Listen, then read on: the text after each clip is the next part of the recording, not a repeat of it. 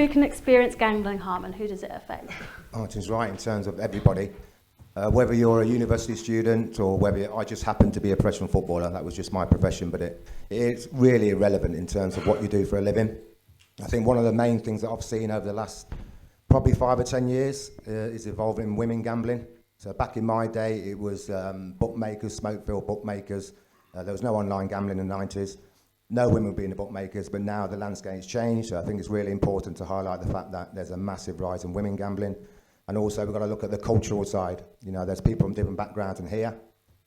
We've delivered workshops to the Muslim community where gambling's forbidden. So as I said, anybody and everybody can get affected to gambling addiction. What further work do you think needs to be done to help affected others? Do you want to start, Tony? Affected others, yeah? Yeah. Yeah, it's interesting because I borrowed off every single member of my family. So that's my 5 brothers and my sister. We done a workshop recently where I done a podcast where she came on and basically explained about how it impacted her. And I've never heard her speak like that before, and it was absolutely huge. How it impacted her family. She had to borrow money to lend me money to clear my debts. So in terms of more support for those that are affected by someone else's gambling, there needs to be a lot more support for that. I know Steve does work with that, and there's 1 or 2 other organisations out there that are looking to support those members that are struggling, whether it's mentally, whether it's with mental health, whether it's depression, anxiety, lending money to family members. There needs to be more support. So I think what Steve said earlier about this sort of side of problem gambling is forgotten. So we have to highlight and get more support for those that are impacted by someone's gambling. How does gambling harm impact the individual's wider world? So, employment prospects, things like that. I think I went bankrupt in 2010. £192,000 bankruptcy file with 32 creditors. So that's just part of the serious gambling harm that have impacted on my life. But the knock-on effect of that was that it was very, very difficult to get employment because obviously of bankrupt, it stays on your credit file for 6 years. So when young people get into gambling and they get serious debt, whether that's bankruptcy or whether it's just CCJs and defaults, etc., it's going to have a knock-on effect in terms of you going forward, whether you're going for a mobile phone, whether you're going for a house, whether you're going for renting, whatever it is, it's going to have an impact. So in terms of what you're saying, the wider world, students as well, the one thing that I'm really, really disappointed about is that we sit here today, 2 years after I was involved with the Gambling Commission advisory group and having these meetings with the Gambling Commission and DCMS, etc., and we were talking about affordability checks. We were talking about why we are in a position where students can spend £500-600 a night and blow their student grant loans within a week. But we're sitting here today, and that is still the situation. So there's a lot that needs to be changed, but I'm sure we'll come on to that a bit later. Do you think that operators take enough responsibility for industry practices? And if not, what further action needs to be taken? Operators, this is a nightmare. Right, where shall I start? I have of a mindset, we know about the operators' tactics, we know what they use in terms of, bringing people into this gambling space. Now, recently, we've had the Gambling Act review and we talked about sanctions and what we can do in terms of the Gambling Commission and the regulator and how can they sanction these operators. Now, we have to remember what industry we're talking about. It's a profit-making industry, a huge industry. So when you talk about a recent fine, for instance, like £17 million for Entain, I think it was, it's a drop in the ocean. It literally is a drop in the ocean to these operators. And so that's something that I really, really want to see change in terms of regulation and how they sanction these operators, because I want to see licenses revoked. That's what I want to see, because it's not going to change. These tactics are not going to change. The operators are the operators. As I said, we are in the industry of a profit-making industry. So yeah, on that score, that's what I want to see change. Operators in terms of regulation going forward. We talked about the Gambling Act review. We talked about the white paper that's coming out soon. And I would like to see 2 main things about that, and that is the banning of loot boxes. But, as Ronnie said earlier this morning, I don't think that's going to happen. And I'm sure we're going to come on to advertising soon, but advertising is a massive issue with me and myself. Back in my day, we didn't have advertising, gambling advertising. I am a lot older than you look. So in the 90s, 91, 92, we didn't have gambling advertising. It was just down the bookers and casino, etc. But now we are saturated with advertising. Now, we discussed it today in one of the workshops, and that is that when we see advertising on our TV screens, we all know that it's encouraging people to gamble, it's glamorized, it's fun, it's happy, everyone comes out of the pub or the casino and they've won, and it's all about winning, and there's no harmless fun, etc. So what I want to see, and I don't know if Ronnie is here. Is he here? No, he's left, unfortunately.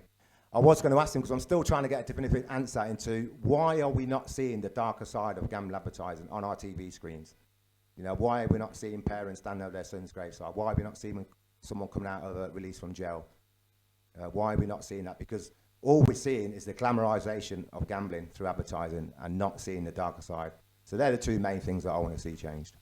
So we have a question from our online audience. We have a bunch of questions actually, but I'll start with one. Why do you think gambling harms are not a priority for governments and other organizations compared to other issues like alcohol and drugs? I think in terms of being a priority, I've spoken to lots of different stakeholders on the section. I think, unfortunately, it does come down to money. I think if Ronnie was here, he'd be able to speak a bit more about the government and in terms of the APPG and what they've been trying to do in terms of they've got the credit card gambling banned. They've made certain small steps, but obviously in terms of big steps, such as I just mentioned earlier about banning advertising or putting safer messaging advertising on our screens, that's not going to happen. We talked about loot boxes, that's probably not going to happen. So there's a lot of things that were in the bill for the white paper that are probably not going to happen. I think Ronnie mentioned it earlier this morning that, you know, he doesn't envisage any robust changes. So I think basically it comes down to money. I mean, back in the day, the tobacco industry, we eventually got tobacco advertising banned, and I don't see why we can't do the same with gamble advertising. So that's all I can say, really. So with youth work, with what we obviously do, our biggest job is to give young people as much information, education informally, and then they can then make their own informed choices. That's like one of the fundamentals. And I guess my question for you would be, I'll rephrase it. So like, we've obviously created like the board game, we've done the peer education, but that's young people that are willing to engage with that conversation. And we can do the harm reductions and we can have that, but for those that, you know, they turn around and go, oh, but that's not betting, or it's just a bit of fun, I'm doing it with my friends. Is there any advice that you would say to us to say back to young people, like what would be your biggest advice to help yourself or not do, I don't know if I'm phrasing this properly, because I know like what you said about like it's becoming, like if I was to go bet, it's now my problem and I have to look after myself. So how as youth workers could we better support young people to prevent, rather than giving them a harm reduction, how can we prevent them getting involved?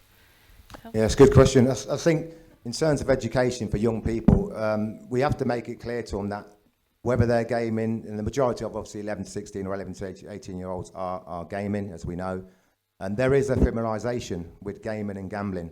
You know, the risk and reward element, the adrenaline rush, the buzz. I told you I hate bikes.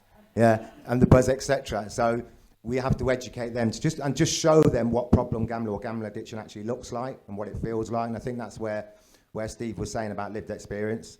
You know, we can show them what it's like, you know, to walk in our shoes. And we have to educate from young. We have to educate from 11 years old, because this gaming and gambling correlation is growing absolutely huge.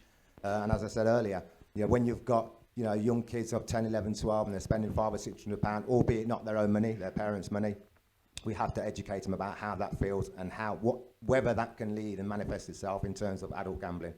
And I think it's taking that approach as well.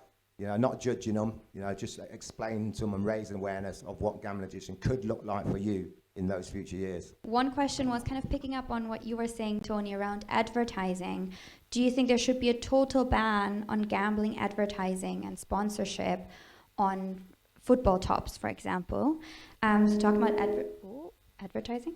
And then on the other hand, what are some maybe things that can be put in place to negate that? So somebody commented saying cigarette packets, they show how smoking affects people, but there's nothing similar for gambling. Is there anything like that that can be implemented to increase that kind of harm reduction? It's exactly the same thing as what I was talking about earlier, and it's right. Cigarette there, it tells you what it can do to you. And that's what I've said earlier, that's what I want to see. I want to see the darker side and it advertised properly to show people exactly what gambling addiction to you and how harmful it can be to you. In terms of shirt sponsorship, definitely, I mean, gamble advertising, shirt sponsorship. I'll give you a story. I went to talk to Stoke City, one of my old clubs. I wanted to do basically a little mini documentary at the stadium, and we got in touch with Stoke. Peter Coates and the Coates family at Stoke were the same chairman who signed me in 1990. So he's still there. Obviously, his younger family has taken over the club. And we said, let's do some work around education awareness. Let's do some work with the scholars, etc. And they basically didn't get back to us. They didn't want to know. And that's someone who I've had a relationship with over a period of time.